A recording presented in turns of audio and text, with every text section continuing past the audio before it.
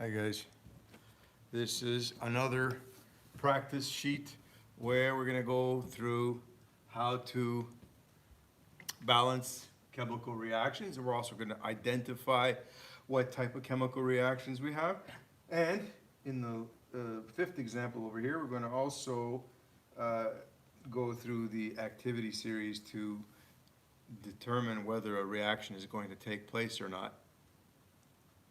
So the first one shows propane reacting with oxygen to give you carbon dioxide and water. That's clearly a combustion reaction. Now the only one I'm going to really show you how to balance is a complete combustion reaction, because when you have incomplete combustion, meaning there's not enough oxygen to go around, so the thing doesn't burn properly, it only burns partially, you get incomplete combustion. But when you get incomplete combustion, it generates things like carbon monoxide. It might even generate soot. You know, you can see that if you ever see a bus pull away from the stop, if the bus is not particularly well maintained or tuned, the exhaust will belch out black smoke. Why does that happen? It's because the fuel that's burning in the engine is not either not getting enough oxygen to burn completely, or it simply just doesn't have enough time to go through a complete combustion, because of course the process of combustion in the internal combustion engine is usually over within about 20 milliseconds or so. So if the fuel has not been mixed really well, and that can happen in any engine, even a well-tuned diesel engine, if you pump in too much fuel, there's just not going to be enough time for all the fuel to burn. So anyway, in the real world, you most of the time will get incomplete combustion. But because we're doing this in the imaginary world of a blackboard or a whiteboard, we can pretend it's a complete combustion. And that's really the only one that you can properly balance, because you have to assume that all the material on the left has been transformed into all the material on the right. But when you have incomplete combustion, you start getting other ingredients in the mix, so it just gets too complicated to balance. Okay, so in the combustion equation, as I've taught you before, if you've watched any of my other videos, you proceed alphabetically. C, then H, then O. So C and H you balance on the left, the O you balance starting from the right. So there's 3 carbons, which means you have to put 3 carbon dioxides. There's 8 hydrogens, which means you have to have 4 waters, because there's no other molecule on the right side that contains hydrogen except for water. So if there's 8 hydrogens on the left, you've got to have 8 hydrogens on the right, and that's only going to happen if you have 4 water molecules after the combustion. The last thing you balance is the oxygens. So you got 4 oxygens over here in the presence of water, and you have 6 oxygens here in the presence of the carbon dioxide. So 6 plus 4 gives you 10 oxygens, and those 10 oxygens have to come from 5 diatomic oxygen molecules. The next one shows sodium reacting with the halogen iodine, if you like. The quick way to balance this would just be to put a 1/2 in front of the iodine, so you got 1 sodium with 1 iodide forms sodium iodide. But I like to use whole numbers, so I'm going to put 2 sodiums, leave that as 1, and we'll get 2 sodium iodides, and that's definitely a synthesis reaction. 2 things coming together to form 1. In the next example, we have nitrogen gas reacting with oxygen gas to give you dinitrogen oxide. That's probably a pollutant. Not sure if it's laughing gas. I think it might be laughing gas. Anyway, a lot of oxides of nitrogen form in the exhaust streams of cars because the hot gases have enough energy to react with each other. Normally nitrogen and oxygen don't react in the atmosphere, but if you heat them up to 400 or 500 degrees Celsius, they have enough kinetic energy that when they bump into each other, they can actually start forming new bonds, and you get all these different oxides of nitrogen forming in the exhaust of cars. So one of the things they've done to remedy the formation of these gases, because they happen to be toxic, is they put what's called a catalytic converter on the exhaust stream of the car. So the first bulge you usually see on the exhaust system of a car is the catalytic converter. It's basically a honeycomb of platinum-containing matrix that gives the reactive, it gives a space for the molecules to react back and to turn back into nitrogen and oxygen before they get pumped out into the atmosphere. So most cars have to have that by law now, because it helps to purify the air before it gets released out of the exhaust system. Anyway, let's balance this thing. Again, you have two nitrogens on the left, so you're gonna have two nitrogens on the right, and that's fine. But here you have two oxygens, and here you only have one oxygen. So you can remedy that by putting a 2. So if you put a 2 in front of this, now you're gonna have 4 nitrogens, so the way you remedy that is by putting a 2 in there as well. And now you've balanced it using whole numbers. And yes, you can just put a 1/2 in front of the O, and that works as well. This is also a synthesis reaction. And the next one shows nitrogen gas reacting with hydrogen gas to form ammonia. It doesn't look like much, right? This is actually one of the most important reactions ever invented. This was the reaction that was used by German researchers during the, I think it was the First World War, because they were being embargoed. The world wouldn't sell guano to the Germans anymore because they were using it to make bombs to attack whatever countries they were at war with at the time. So the guano is basically bat poop. There are islands off the coast of South America where bats and other birds just fly over the island constantly, and for thousands of years you can imagine the enormous piles of bat excrement and other birds' excrement that was concentrated on these islands, which could be, because they're very rich in nitrogen, they can be used to form, with not too many reactions, they can be turned into explosives. So it was the favorite raw material for making explosives and also for making fertilizer.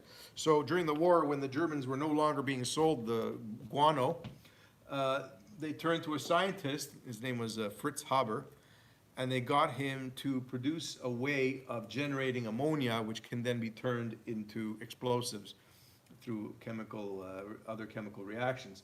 They wanted to make ammonia from the gases that you can find fairly easily in the atmosphere. Well, maybe not hydrogen, but hydrogen can be produced easily. Nitrogen is 78% of the atmosphere. So they developed a process, but in the process of trying to find a way to make explosives, they also solved world hunger, because they discovered that you can make ammonia, and if you can make ammonia, you can make fertilizer, and if you can make fertilizer, you can spread the fertilizer on the ground and replenish soils that have been exhausted by intensive agriculture. So here they were looking for ways to blow people up and kill them, and instead they solved world hunger. That's called serendipity. That's when you're looking for something and you find something else. Or sometimes you're not even looking for something and you find it anyway. But that's an accidental scientific discovery that ends up being beneficial to humanity. That was probably the most useful serendipitous discovery, because there was a time in the, I think it was the 18th century, somebody wrote a book where he said, oh my goodness, we can only make this much food, but the population keeps going up, we're all gonna die. And of course he was wrong. His name was Malthus. He wrote a book about it. And it turns out that the discovery of this reaction is what proved him wrong, because now we can do intense agriculture and we can make plants grow where otherwise the soil would have been depleted. So there you go. It looks like nothing, right? But it isn't. This is also a synthesis reaction.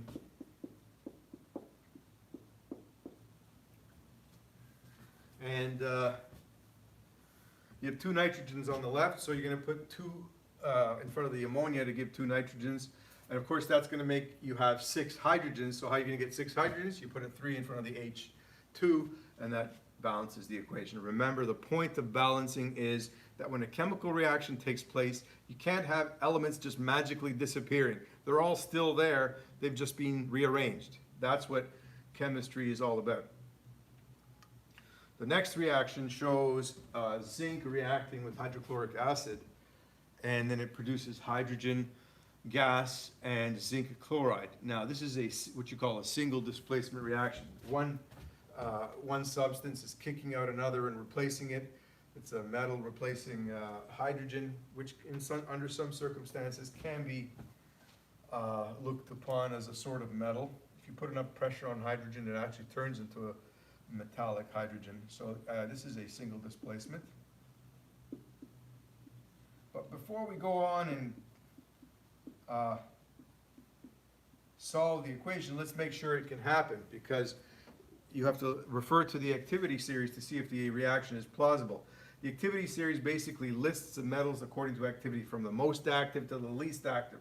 So if a metal is going to replace another substance or another metal, it has to be more active than the one below it. So if it's higher in the list, in this case zinc is higher than hydrogen, then this reaction can happen, because zinc will displace hydrogen. So let's balance it now. We have one zinc, and then we have two chlorines on the right, but only one on the left. So if we put a 2 over here, that should do it, because then the two hydrogens will also be balanced by the two hydrogens forming over here. That's it. That's our balanced single displacement reaction. Let's continue on the other side. But before I continue, I'll just use the opportunity to teach you something that you should already know, because I think I've done it somewhere else already, but because it's on the board again, I'll just quickly review it. This is called the 3 different ways to write a chemical reaction using, in this case, it's a double displacement reaction showing a metal with some polyatomic ions reacting. So I'm reacting plumbous nitrate with potassium iodide. But both of these are clear solutions. When you mix them, you get a swirl of yellow, and then the yellow goes to the bottom of the beaker. And then the potassium nitrate is still soluble, so it stays in solution. So this is called the molecular equation, which shows all the ions still together. But because it says AQ, what it's really saying is that they're apart. But you could show them to see which contributing compounds made the solution. Both of these would be clear solution. This would be a clear solution. This would be a clear solution because it dissolves in the water. It's not colored, and it just looks like water, really. But then when you mix it, you get this yellow swirl, and it goes to the bottom, and this stuff is also stays colorless. The next way of portraying the same reaction is to show the things actually apart. So plumbous ion, aqueous means it's dissolved in the water. Nitrate, anion, also aqueous. 2 potassium ions and 2 iodides. And finally, when they react, you get plumbous iodide. This is the insoluble precipitate, the yellow precipitate that goes to the bottom of the beaker. That's why you put S to show that it's solid. And then the potassium and the nitrate stay soluble. They stay in the water, so they remain aqueous solution. And in the ionic equation, you'll notice that they both appear on both sides because they're not reacting. They're just sitting in the water. So what we do when we write the net ionic equation, we cross out everything that appears on both sides, and that's how we get the net ionic equation, where you show only the 2 things that are reacting to form the solid and to summarize the reaction. And now we continue with our little exercise with number 6.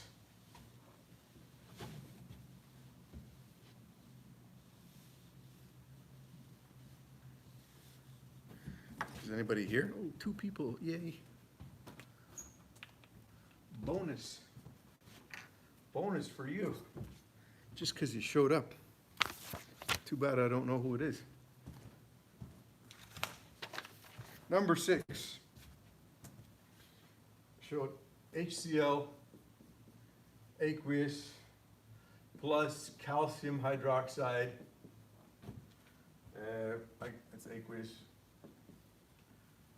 although it's not very soluble, I think.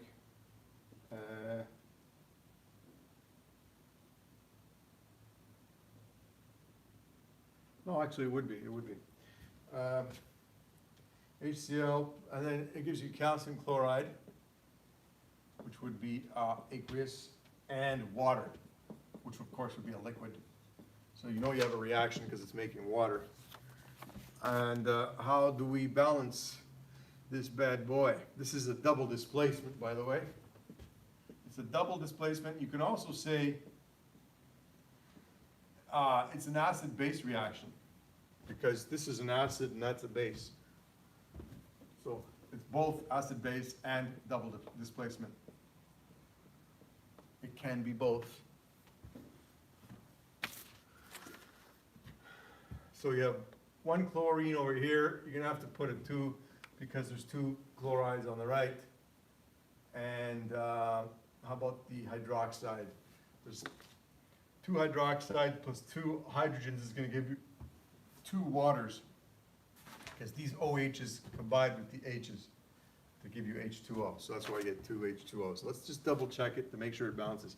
2 hydrogens, 4 hydrogens. Oh, but there's 2 more hydrogens here. So 4 hydrogens on the left, 4 hydrogens on the right, 2 chlorines, 2 chlorines, 1 calcium, 1 calcium, 2 oxygens, 2 oxygens. Perfect, it balances. Number 7. Calcium carbonate, which would be an aqueous solution. Actually, not under most circumstances, it would be a solid. It's this is something you find in limestone. It's one of the main components of limestone. And if you heat it up, it'll break down into carbon dioxide, which will come off as a gas, and calcium oxide. This is how they make. It's one of the ingredients of cement, lime, calcium oxide. And you know what? If you take calcium oxide, another cool thing about calcium oxide, if you heat it up to a high temperature, it glows very white. It gives off a very intense white light. In the old days, they used to take 2 carbon rods and pass a current through them so that it made a spark. So they would actually touch the 2 carbon rods with a voltage between them, and then when they would start sparking, they would pull them apart and they would keep the spark going. And then they would keep a little cup of lime, this stuff, under the arc, or maybe above the arc, I don't know. Anyway, it was close to it, and it would make the lime light give off intense light. And they would use that for spotlights. So that's where they get the expression being in the limelight, because they would use a spotlight, that is a spotlight for the stage. So if you were in the limelight, that was the technique they would use for making extremely strong lighting. And it was so strong, in fact, that if you looked at the lights, it would damage your eyes. So it wasn't a good idea to stare at the limelight. And moreover, some people did damage their eyes from it. The bright lights, if you look at them directly, you can end up damaging your retina. So it explains why some older actors tended to wear glasses. Their eyes get sensitive. It's also solid. Is it balanced? Well, let's see. The CO2 breaks down into, the carbonate breaks down into CO2 plus an oxygen, which goes with the calcium.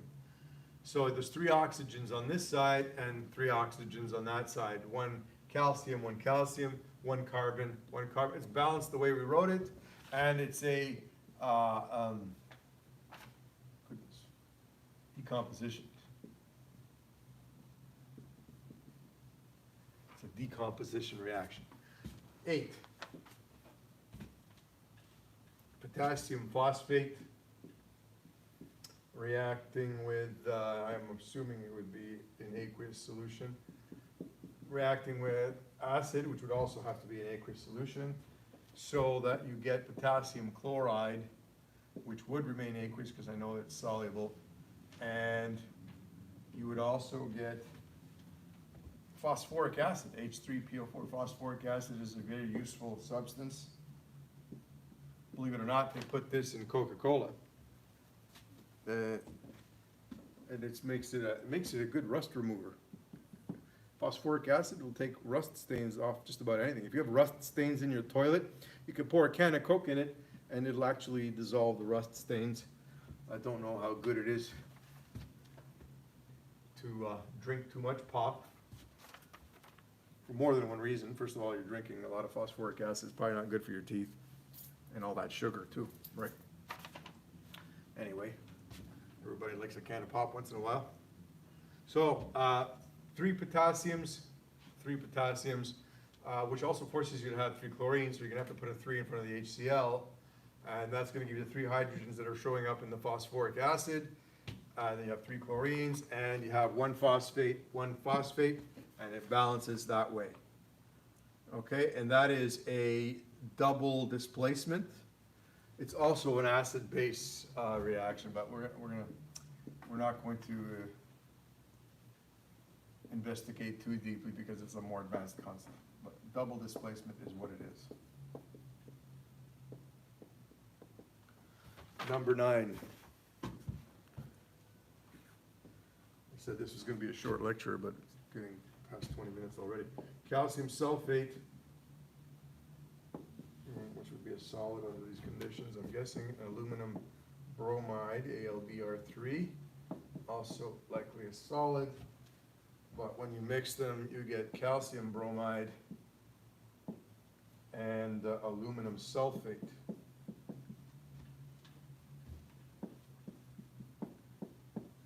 So you have 3 sulfates on the right, so necessarily you're going to have to put 3 calcium sulfates on the left because of it, because the 3 sulfates have to be coming from somewhere. And if you put 3 calcium sulfates, you're going to have to put 3 calcium bromides because the 3 calciums have to go somewhere as well.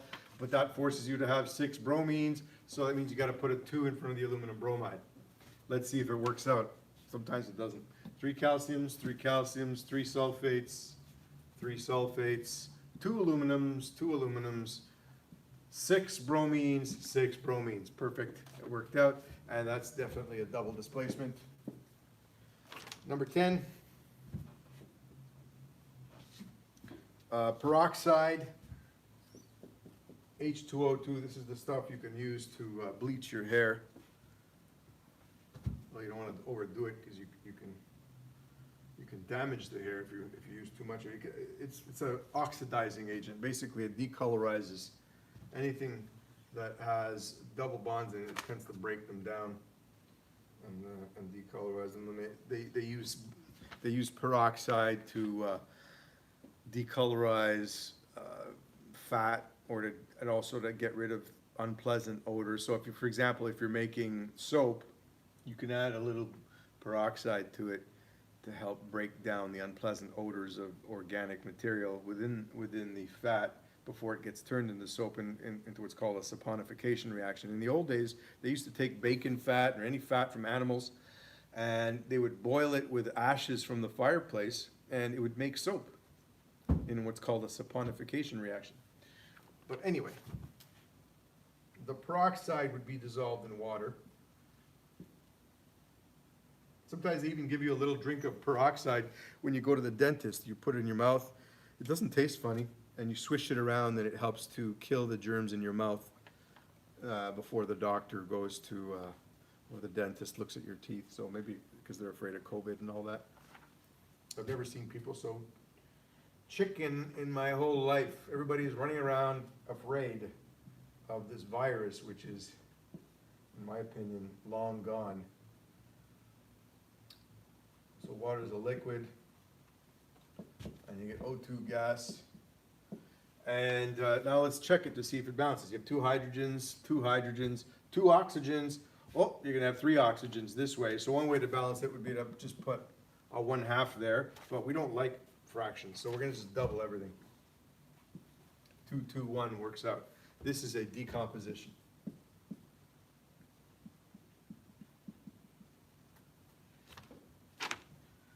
Last of all, number 11, Cl2 gas plus KBr, which would be a solid, gives you KCl. Now this is turns out this is a single displacement, but it's not the one that you're conventionally used to, because it's displacing the other half of the molecule. It's displacement of a halogen with another halogen. So here what's happening is the chlorine is kicking out the bromine, because chlorine is more active than bromine because it's higher to the top of the periodic table on that side. And that's how the activity series goes for that side of the periodic table. So this is a single displacement.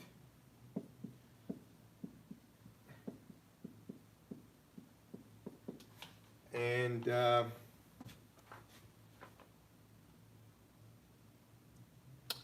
going to put a 2 over here because there's 2 bromines over on the left, 2 bromines on the right, and you do the same for the KCl, and now it's balanced. And that's your sheet. Hopefully you can do it without looking at my answers. That would be nice if you could do that. Anyway, whatever you do, keep your stick on the ice, and I'll see you tomorrow.